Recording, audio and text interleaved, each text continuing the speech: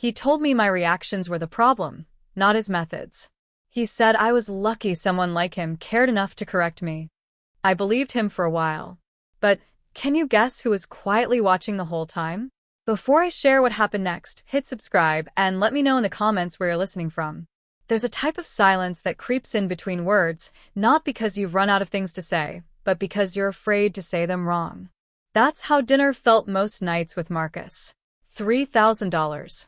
That was the price tag for the foundational reset weekend. He waived half of it, said he didn't want me to feel pressured, that he just believed I'd benefit. I paid the rest from my emergency fund. I still remember sitting in that Airbnb outside Asheville, North Carolina, with 7 other women. Most of them 30-somethings like me. A few were moms. One had just left her job. And we all sat on floor cushions as Marcus clicked through slides about emotional detox. He never mentioned that I was his girlfriend. Not once. Just treated me like another participant. Another seeker, as he liked to call us. The exercises weren't outright abusive. Just subtle. Questions like, who taught you to cry for attention? Or, when did you start weaponizing sadness? I kept writing in my journal trying to do the work. But the work always circled back to how broken I was. How conditioned. How emotionally unevolved. By the second weekend retreat, yes, there was a second, I was $7,000 in. He said he wanted to waive the fee again, but couldn't this time because it wouldn't be ethical. That word, ethical, got tossed around a lot with Marcus. After the second workshop, I started shrinking in my own life. I hesitated before responding to texts. I asked him to read emails before I sent them. I second-guessed every facial expression in Zoom meetings. You're growing, he said one night, running a hand through my hair as we watched a documentary on plant medicine. You're finally regulating your nervous system. But I wasn't growing. I was collapsing very politely. He didn't hit me. He didn't scream. That would have been easier to explain to my sister, or my friends, or even to myself. No. Marcus was what you might call palatable control. A soft voice. A confident gaze. Words wrapped in silk. He'd say things like, I love how open you are to correction, or, you're so brave to let go of your victim story. I stopped telling him about things that bothered me. Not because I was afraid he'd explode, but because I knew he'd turn it into a coaching moment. And honestly, I couldn't afford another invoice. One Sunday afternoon, I went to visit my mom for a quiet lunch. She didn't ask much about Marcus. She never liked to pry. But she gave me this look across the kitchen table. The kind of look moms give when they know but don't know how to say it. You seem quieter lately, she said, sliding a bowl of potato salad toward me. Not sad. Just edited. That word haunted me on the drive home. Edited. It wasn't just that Marcus was shaping how I spoke. It was how I thought. How I filtered my own instincts. At night, I'd lie awake and replay conversations. Was I too reactive? Did I sigh too loudly? Did I roll my eyes when he brought up unpacking inherited trauma for the 5th time? By the end of month 3, the invoices totaled $12,000. And that's when something shifted. It started with a DM. It was from a woman named Jamie. No last name, no profile picture. Just a message request sitting in my filtered inbox. Hey, I hope this isn't too weird, but were you at Marcus's reset weekends in Asheville this spring? I froze. I hadn't posted anything. No group selfies. No tags. Just private journaling and my own quiet unraveling. I clicked on her profile. Nothing much. A locked Instagram feed, a vague bio. Healing is nonlinear. But something about her tone felt familiar, measured, careful. So I replied. Within 2 hours, we were on the phone. She had a softness to her voice, like someone who used to speak freely and had learned not to. She told me she met Marcus at a wellness conference last year. He pulled her aside during a panel on unprocessed grief and told her he saw potential in her. Said she was too aware to stay stuck. Sounded a little too close to what he told me. They dated for a few months.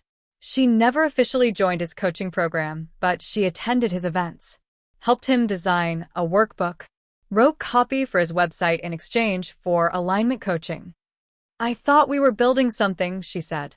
But then I heard him say one of my journal entries out loud. On stage. As a teaching point. My stomach dropped. That was the first fracture I couldn't patch. The following week, Marcus left town for another speaking engagement. One of those paid panels where he'd wear his casual thought leader uniform, soft Henley, wire-frame glasses, worn leather boots. And for the first time in months, I didn't miss him when he walked out the door. Instead, I opened his laptop. He'd left it on the counter, charging. No password. Said he didn't believe in secrecy. Transparency keeps people honest. The irony hit like a slap. I didn't go snooping. Not at first. I genuinely meant to check the Airbnb booking info for our upcoming trip. But the browser opened straight into Google Docs. And there it was. Emotional detox. Real stories, real women. A keynote draft, with sections titled after the women I remembered from our workshop. Mine included. The paragraph started like this. One woman, let's call her R, came into the retreat convinced her feelings were valid. By day 2, she was journaling about how control disguised itself as care. She was still years away from clarity, but at least she saw the fog. He was quoting me, word for word, from a private entry he'd never asked permission to read aloud, let alone use publicly. I scrolled down. There were screenshots of messages. Pasted journal scans. Reflections pulled straight from the safe space he claimed to protect. He'd built a whole segment around our pain, curated and rephrased into digestible soundbites for his podcast audience. That night, I couldn't sleep. I lay in bed replaying every coaching moment, every compliment disguised as critique, every invoice that had growth written in the memo line. The next morning, I opened a private folder on my own drive, one I hadn't touched since college. It had nothing to do with Marcus, just old projects, essays, and voice memos.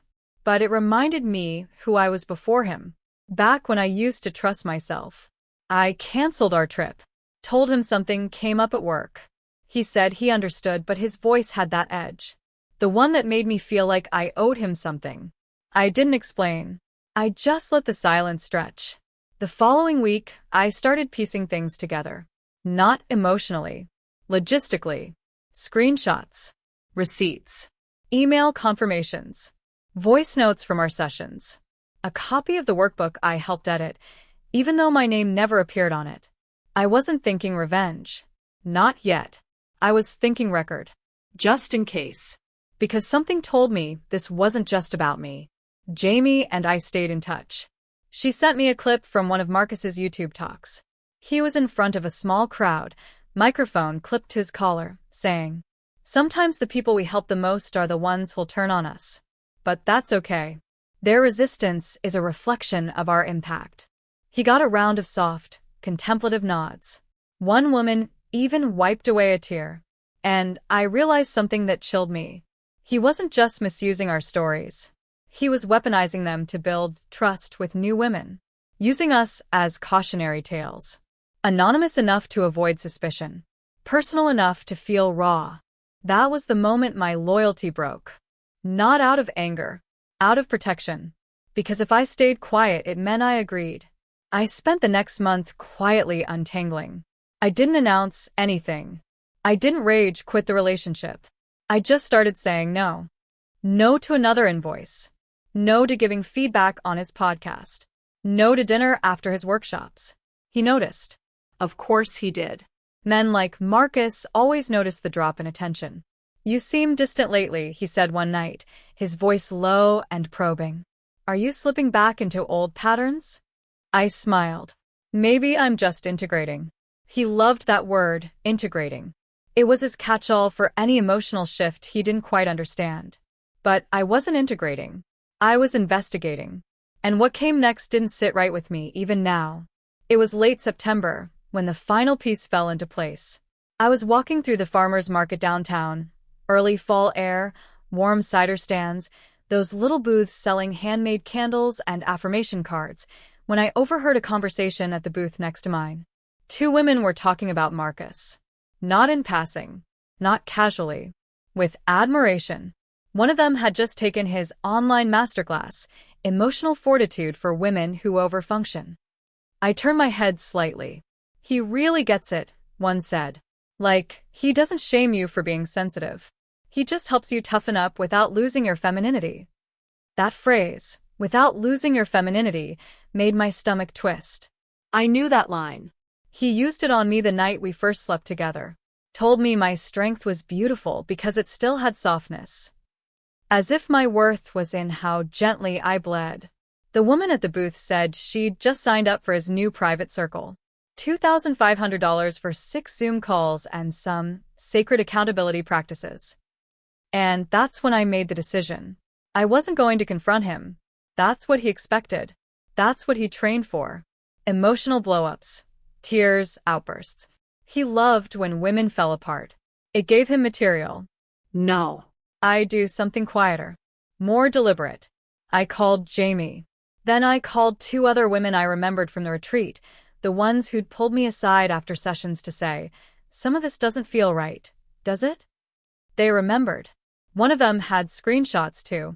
We formed a thread. Just a private, quiet group. No public drama, no hashtags, no viral expose. Just real women comparing notes, receipts, phrases he recycled, emotional templates he applied like paint-by-number therapy. One woman had her entire coaching session quoted in his ebook. Another had a voice message where he gently encouraged her to stop taking antidepressants. I felt a hot ache rise in my throat. This wasn't just a bad relationship.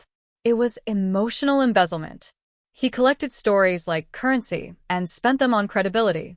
One evening, as I was organizing all my notes into a timeline, I came across a video clip I hadn't seen before. It was from one of his earlier workshops, long before I met him. The title? When They Cry Too Soon. The thumbnail showed a woman in mid-tier, blurred for anonymity, with Marcus standing behind her. One hand resting lightly on her shoulder, the other gesturing to the group. He was teaching them how to hold space while someone released victimhood. But all I saw was performance. Emotional extraction disguised as empowerment. I didn't watch the whole thing. I didn't need to. I knew what it was. The next day, I emailed him. Short. Clinical. Just 4 lines. Y Marcus. I'd like to formally request that none of my personal experiences, journal entries, or coaching content be used in any of your talks, workshops, or publications moving forward. This includes anonymous retellings. Thanks for understanding. No greeting. No worms. Just boundaries. He replied within an hour. That's unfortunate. I was hoping we were above this kind of reactive behavior. But of course, I'll honor your request. Wishing you healing. Classic. He used healing like a weapon. Always had.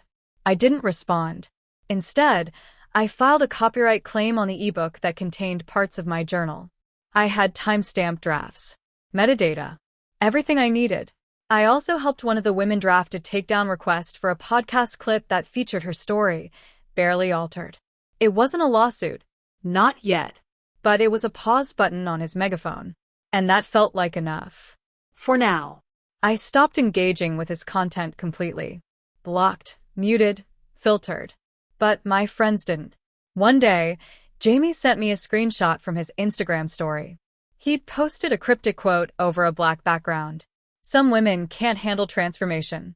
They confuse discomfort with abuse. And then the kicker. Integrity requires endurance. It got over 500 likes in an hour. He never named me. Never had to. But I knew. And so did the women who'd shared their pain with me. That night, I didn't cry. I put my phone down, brewed some mint tea, and finally wrote something for myself. Not for him. Not to defend myself. Not to prove I was sane. Just for me. I wrote about how gaslighting doesn't always come in shouts. Sometimes, it arrives with a gentle tone, a long exhale, and words like growth and discipline. Sometimes, it bills you in 3-month installments with 0 refunds. And healing? Healing isn't a seminar, or a workbook, or a video module. Healing is choosing not to explain yourself anymore. And just when I thought I was done writing, something unexpected happened. A message popped into my inbox. This time, not from a victim, but from a sponsor. The message was from a woman named Delia Hammond. I recognized the name, but it took a second to place her. Then it clicked. She was the founder of Mend Collective, a wellness organization that partnered with local therapists, hosted trauma-informed workshops, and had a modest but growing YouTube channel, the kind that prioritized safety over sales. Her message was short. I've been following your journaling pieces in the private grief group. Would you ever consider doing a soft feature or guest article? We're looking to highlight grounded recovery stories, especially ones that don't sound like TED Talks. I stared at my screen. It felt like someone had finally opened a window in a room I didn't know I was suffocating in. I didn't reply immediately. I closed the laptop and walked around my block, barefaced, hoodie on, just me and the fall air brushing across my cheeks. It smelled like wood smoke and turning leaves, like real life. When I got back, I wrote her a quiet yes. We spoke the next day. I didn't tell her everything, but I told her enough. She never asked for receipts or trauma porn. Just reflections. Truths I owned. Insights that grew from real pain, not polished sound bites. The guest piece went up 2 weeks later. It wasn't flashy. No heartfelt. Just my initials. A long-form essay titled, When Healing is Quiet. The response shocked me. Emails. Comments. Messages from women who said they didn't even realize they were being emotionally reshaped until they read my words. One woman wrote, I thought I was the only one paying monthly to stay confused. Another said, I never thought of healing as a profit stream until now. Thank you for saying it out loud. I didn't post about Marcus. I never named him. That was the softest revenge of all. He wanted attention, even negative. Wanted a sparring partner. A reaction he could dissect in his next module. But I gave him nothing. Instead, I reclaimed the one thing he couldn't monetize, my voice. I started contributing more often. Quiet essays. Journals repurposed into reflections. No capital H e L impromises. Just truth. Messy. Non-linear. Unbranded. One afternoon, while checking analytics on my third guest post, I saw that a major coaching platform had removed Marcus's listing. No fanfare. No announcement. Just gone. Later, I heard through a mutual that he was taking time offline to realign with his values. Whatever that meant, I never tried to verify. That wasn't the story anymore. The story was me, back in my own body, writing without flinching, choosing boundaries without invoices attached. I moved to a smaller apartment. Let go of some of the furniture he picked out. Got a dog, a quiet rescue mutt named Nora, who didn't need training or fixing, just love and slow mornings. Sometimes, I still hear his voice in my head. Not the words, just the tone. That low, concerned cadence that made me doubt myself. But now I answer it differently. I don't defend. I don't debate. I just whisper, not this time. And then I write something honest. Something he wouldn't know how to sell. Something real. Because gaslighting doesn't get the final chapter. I do.